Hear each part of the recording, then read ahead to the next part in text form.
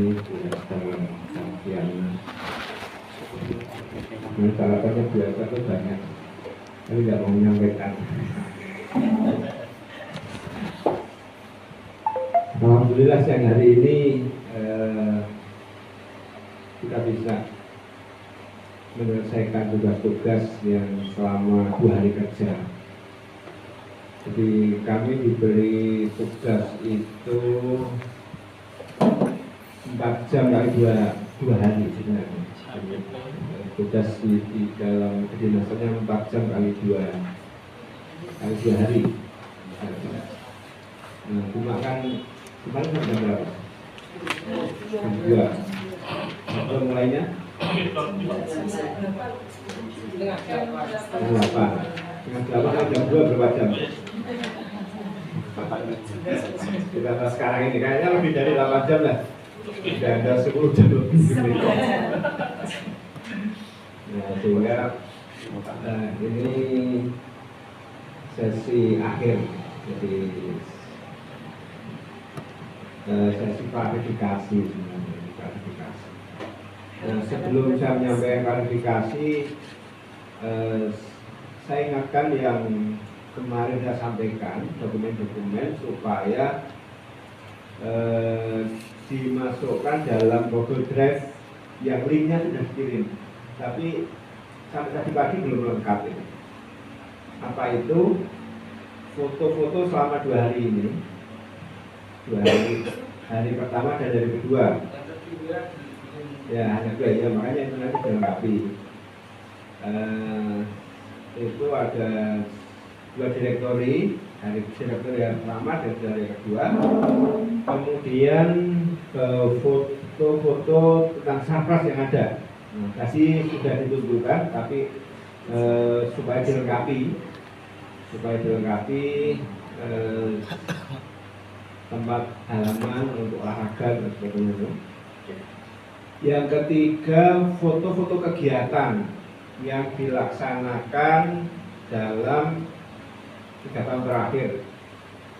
Kegiatan ekstrakurikuler, kegiatan, pokoknya semua kegiatan sekolah, ada rapat, mungkin ada pelatihan-pelatihan, itu dikompilasi di situ. Kemudian yang kelima itu direktur tentang dokumen, dokumen-dokumen pendukung yang sudah diselesaikan. Nah itu kalau untuk diunggah di Google Drive yang nanti kamu bisa mengaksesnya. Nah, Bapak Ibu semuanya, yang pertama tentu kita menjadikan puji syukur kepada Allah Subhanahu wa Ta'ala. Tugas selama 2 hari ini bisa berjalan dengan baik, dan alhamdulillah tidak ada yang sangar, ya kan? Ya, guru kepala yang saya sebelumnya belum kenal menjadi lebih kenal. Tapi kita berdua aja ya Bu ya. Tidak kayak yang lain. Pak pengawas dan lain sebagainya, ini dalam 2 hari akhirnya kita bisa tahu bagaimana perkembangan sekolah ini. Nah, tentu apa yang kami lihat selama 2 hari, ya tidak semuanya itu mencerminkan apa yang terjadi selama 3 tahun terakhir. Artinya ya sekedar yang saya lihat. Bisa jadi pas saya lihat itu tidak baik. Nah, tapi itu sebenarnya biasanya tidak kayak gini kok Pak. Hanya ketika dilihat Bu Esther aja saya jadi grogi gitu. Bisa jadi kan seperti itu kan? Nah, biasanya baik. Tapi ya yang namanya observasi ya seperti itu. Jadi mulai dari yang pertama tentang kinerja guru. Ya, saya rasa kinerjanya sudah cukup baik. Cukup baik itu artinya ada upaya untuk membuat pendanaan, upaya melaksanakan pembelajaran dengan baik, upaya mengadakan evaluasi dengan baik, itu. Nah, tetapi ya tidak hanya sekedar itu sebenarnya di dalam pembelajaran.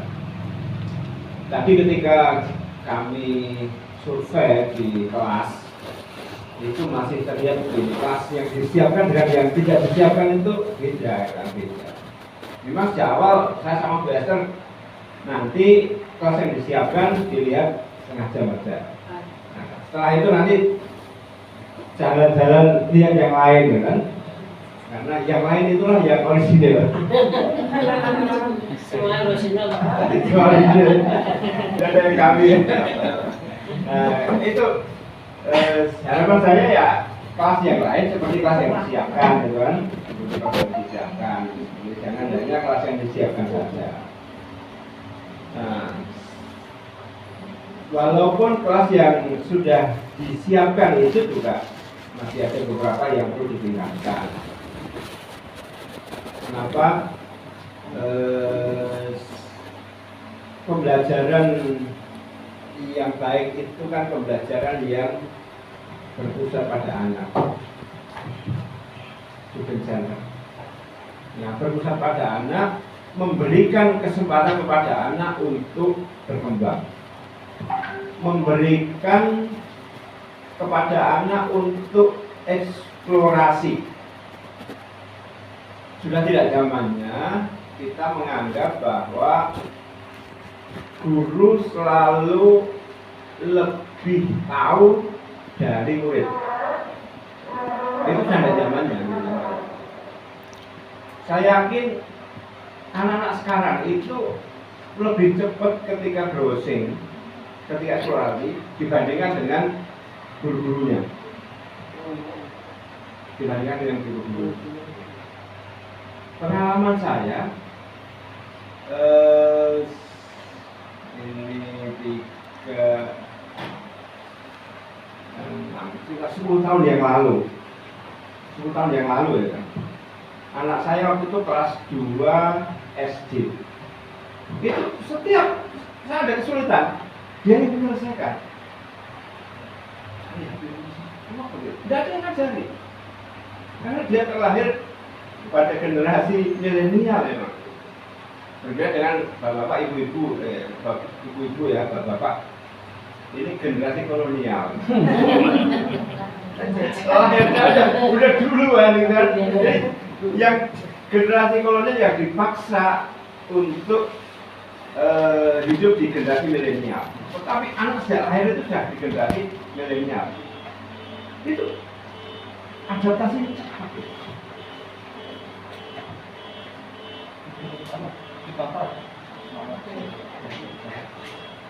Mas, saya di kantor nggak mau beli itu. Di remote. Coba di kantor mau beli itu.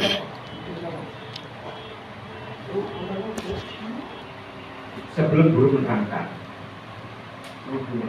apakah melalui browsing atau melalui dari pengalamannya sehari-hari, dari pengalaman sehari-hari. Misalnya panjenengan akan menerangkan tentang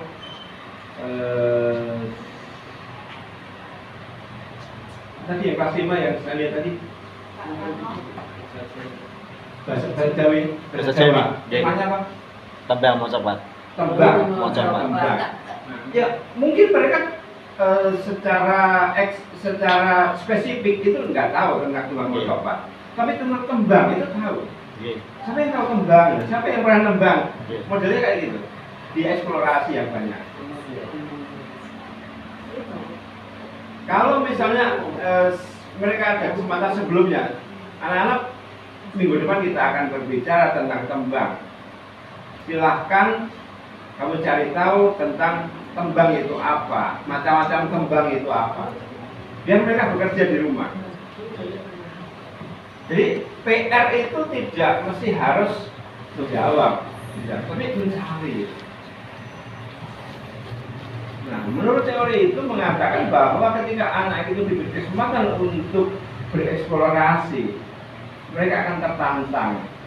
Dengan ada tantangan itu lebih semangat dibandingkan dengan hanya diberi tugas menjawab soal.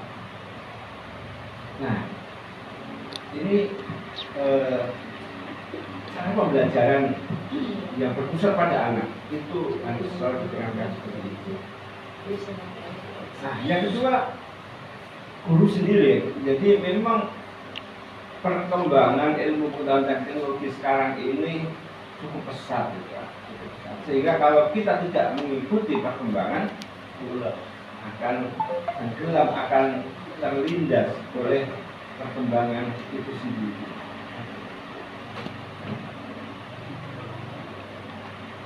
Kita punya handphone, ya. Saya yakin bahwa Bapak di sini kalau memakai Android, nggak ada yang umurnya lebih dari 5 tahun. 3 tahun itu udah nggak bisa dipakai, Pak, ya. Beda dengan sebelum Android, ya. Kalau sebelum Android itu masih dipakai terus. Android itu sama. Tahun-tahun lah, itu sudah harus ganti. Siap-siap. Udah numpuk. Nah, maka ya kita berusaha untuk selalu update pengetahuan kita, update tentang apa yang akan kita ajarkan.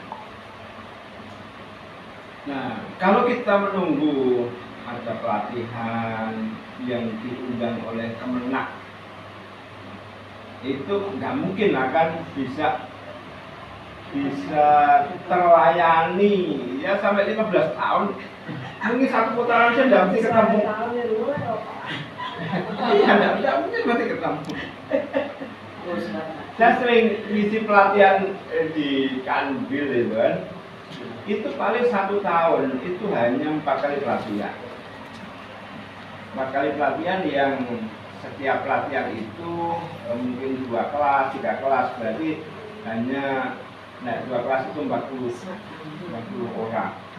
40 orang dibagi se-Jawa Tengah. Ada 35 kabupaten kota. Di dalamnya ada sekian puluh, sekian ratus madrasah. Nah, mungkin akan dapat gitu kan, akan dapat. Nah, maka ya kita mengadakan pelatihan sendiri. Jadi sebenarnya dana bos itu sebagian kan untuk pelatihan, untuk pengembangan profesi guru. 2 bulan yang lalu saya diundang di Pati. Ada sebenarnya dia tidak sekolah formal, pondok pesantren, kemudian sekolahnya itu menggunakan sistem apa sih yang nggak sekolah formal. Salah. Iya. Saya pakai bukan salah, Pak. Ada yang jarak jauh, ada yang apa namanya? BMS tuh. Bom sekul. Kelas muadalah ngono. Saya dan seorang teman 2 hari full melatih itu. Senang banget kan. Senangnya dia ternyata selama ini jadi guru bertahun-tahun nggak pernah ikut pelatihan itu apa? Jadi kemarin pelatihan itu penataran itu indoktrinasi itu kan, indoktrinasi. Padahal tidak itu kan. Jadi ada permainannya, ada apanya kan. Selama 2 hari penuh sudah saya diundang. Nah, mungkin si bisa menjalankan seperti itu sehingga semua guru bisa merasa pernah pelatihan. Sebenarnya biaya yang paling banyak pelatihan itu apa? Konsumsi. Iya, logis selama ini itu kan menyediakan makan berapa, apalagi kalau di hotel kan. Iya. Saya beberapa kali mengikuti pelatihan, Pak. Saya pernah pelatihan di Manila, pernah di Newcastle, pernah di Nagoya kan. itu seorang profesor tuh bawa apa namanya itu pada tumbler, mau tumbler, bawa tepak itu kan, nggak ada konsumsinya di acara itu. Kalau kita politik banget panitia, iya, kita banyak itu hanya pengalian. Akomodasinya, penginapannya itu kita bayar sendiri lain lagi. Sama seperti itu. Yang hal itu kayak gitu. Ya kalau ngundang narasumber itu kan ya, ada tarifnya lah, memang ada per CPL berapa, kalau per hari berapa. Tapi itu tidak seberapa kalau dibandingkan dengan akomodasi teknisi. Kita bisa seperti itu sebenarnya. Kalau satu madrasah tidak kuat, kerjasama dengan madrasah di sekitar kita. Jadi 2 MI, 3 MI jadi satu. Kalau satu yayasan banyak sekolah, bareng-bareng nggak apa-apa. Nanti kekhususannya itu kan akan diberi tugas-tugas sesuai dengan jenjangnya masing-masing. Itu bisa. Nah ini kinerja kan. Dan mengajar itu berbeda dengan mendidik. Jadi bapak ibu ini adalah pendidik. Apa bedanya antara pengajar dengan pendidik?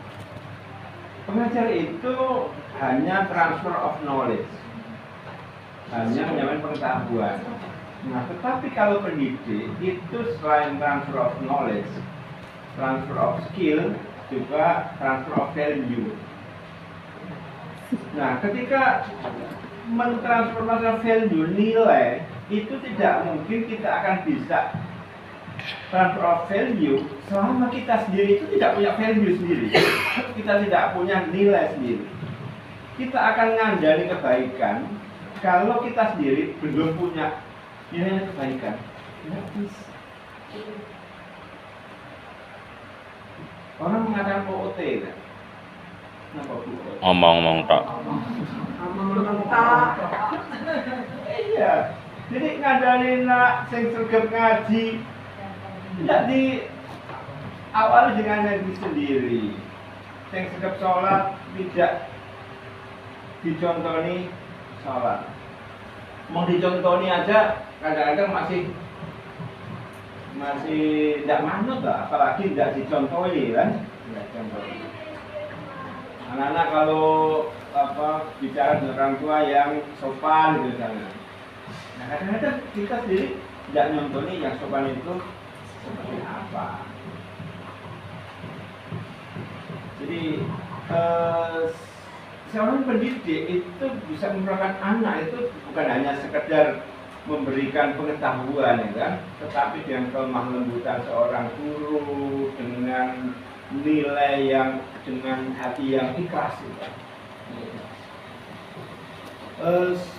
Mungkin kita akan merasa Bapak Ibu dulu ada murid kita yang dulu itu sekarang udah gede gitu kan, kok isih eling gitu kan Ya.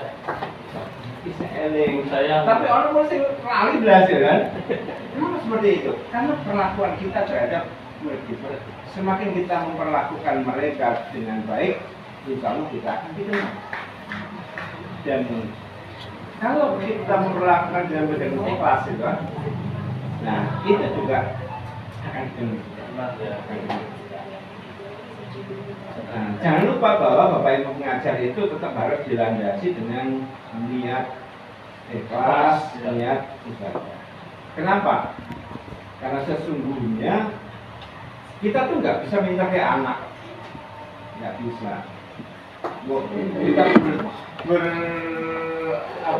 berinovasi seperti apapun, ya kan? Nah, tetapi kalau yang di sana tidak menghendaki, nggak bisa. Maka ketika diresapi Rabbi shrahli sadri wa yassirli amri wahlul 'uqdatam min lisani yafqahu qawli, itu memang grafiknya itu dari kita ke Allah, Allah ke hatinya siswa itu.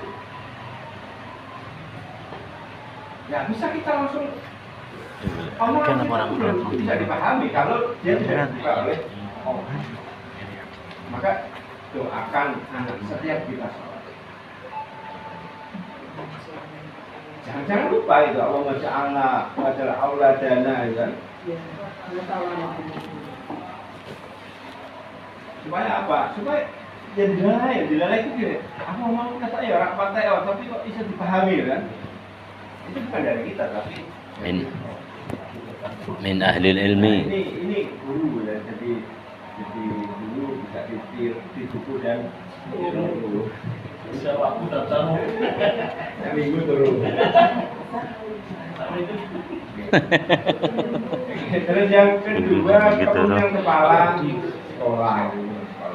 Jadi bagaimanapun kepala itu harus bisa memberikan arahan, harus bisa memberikan inspirasi, harus bisa memberikan informasi, kan? Nah, sehingga ide-ide yang dimiliki kepala bagaimana bisa kita kembangkan, bagaimana agar madrasah ini maju bareng-bareng, bukan hanya maju sebagian. Ya. Supaya bisa merasa semuanya maju, maka ya partisipasi itu penting. Saya yakin tidak semua guru itu mesti setuju dengan kepala sekolah. Ya kan? Saya dengar apa guru anak ibu. Tapi yang guru yang belum begini. Kadang-kadang seperti itu. Nah, berilah ruangan untuk menampung gerombolan itu. Kenapa? Jadi tidak semua gerombolan itu negatif. Ada sebagian gerombolan itu yang bisa meningkatkan, bisa memajukan. Nah, memajukan itu harus ditampung. Jadi jangan semua kritik ditanggapi negatif, karena bisa juga positif. Dan memang tidak harus kepala sekolah itu tahu semuanya secara rinci, tetapi secara global harus tahu. Ya, mulai dari pembelajarannya, cara mengajar yang baik, cara memanage kelas yang baik, cara membina anak-anak yang baik itu harus tahu. Dan walaupun mungkin secara usia lebih muda, tidak apa-apa, tetap karena kepala sedang diberi amanah untuk memimpin, itu harus dilakukan. Nah, kemudian yang ketiga itu lingkungan. Memang ya salah satu yang gampang dilihat itu lingkungan. Orang masuk lingkungan itu ini lingkungan yang nyaman, ini tidak nyaman. Nah, tetapi sebenarnya nyaman dan tidak nyaman itu kebiasaan. Kalau kita itu biasa di lingkungan yang tidak nyaman, maka ya enak saja di mana-mana. Kotor pun biasa kotor. Kecuali kalau tidak biasa kotor, biasa kotor. Saya pertama kali di universitas, sebelum sini belum banyak proses WC yang otomatis. Itu sana sudah otomatis. Jadi pertama kali otomatis itu saya mau masuk di kamar kecil kan, ini tombol lampunya mana kan? Nah, ternyata begitu masuk hidup. Itu apa? Kegumulan saya pertama waktu itu tahun 2000. Terus yang kedua, menurut saya bukan, setelah buang air, nggak ada tapi itu sudah saya siasati kan. Jadi pakai dulu. udah bisa cari tombol-tombol itu saya gerayangi kan. Siapa? Saya gerayangi kabel dan bisa. Setelah itu terus ada air yang secara otomatis. Jadi walaupun orang Jepang itu tidak tahu hadis Najis. al-insanu makhlul khata' wa nisyan, tapi dia sudah Laksanakan. melaksanakan. Kita itu kan sering lupa. Lupanya apa? Karena nggak disiram. Ya. Dan itu saya alami tadi, Pak. Saya alami, jadi begitu saya datang, kan itu bis. Yuk, tetap tak siram tadi, udah tak siram. Nah, saya tidak tahu, tapi masih dasar berarti baru. Nah, ternyata kejadian yang saya alami itu tidak sekali. Tapi ada siswa yang cerita seperti itu. Nah, tapi dia kendel ya, perempuan itu ternyata orang yang baru masuk itu masih di situ, Pak, pas dua. Terus saya panggil supaya menyiram lagi ya, bagus ya, tindakannya bagus ya. Nah, itu mungkin kita perlu ditulis itu. Habis berak disiram, namanya seperti itu. Ya kan masih manual, kalau itu. Nah ini salah satu cara kebersihan. Yang kedua tentang kebersihan juga. Kalau kita itu kebersihan itu kan sering menimpakan pada orang lain. Contoh misalnya buang sampah di sembarangan. Lah engkau kan manusia tugas pembersihnya. Ada tugas kebersihan. Buang nendalan, engkau kan anu tugas seperti itu. Di Jepang saya lihat setiap anak itu punya tugas kebersihan terhadap diri sendiri. Itu tidak didasari pada an-nadhafatu minal iman. Orang tua nggak kenal itu. Mentalnya. Dan tidak ada pelajaran agama di sekolah. Karena tidak boleh. Jadi agama dibawa ke sekolah tidak boleh. Tetapi dia tahu bahwa kalau saya bersih maka sehat. Nah, kalau sehat bisa belajar dengan baik. Sebaliknya kalau kotor itu menyebabkan penyakit, dan penyakit bisa sakit. Dia hanya logika seperti itu yang dibangun. Mas nggak ada di kelas itu sampai ada kotor dan ada apa. Mereka dari rumah itu bawa sepatunya dilepas di luar.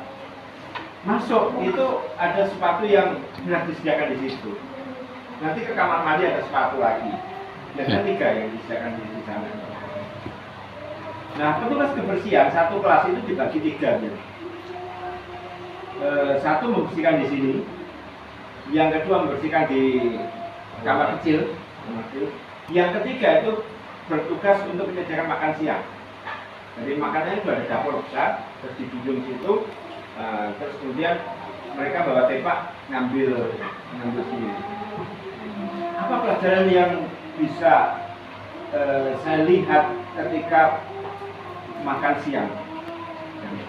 Mereka kan bawa tepak, terus misalnya di sini nasi, terus satu-satu bawa tepak, dikasih nasi, kasih sayur, kasih yang sudah selesai, tidak langsung dimakan, mereka duduk, ngomong, ada satu yang tumpah sayuran tumpah.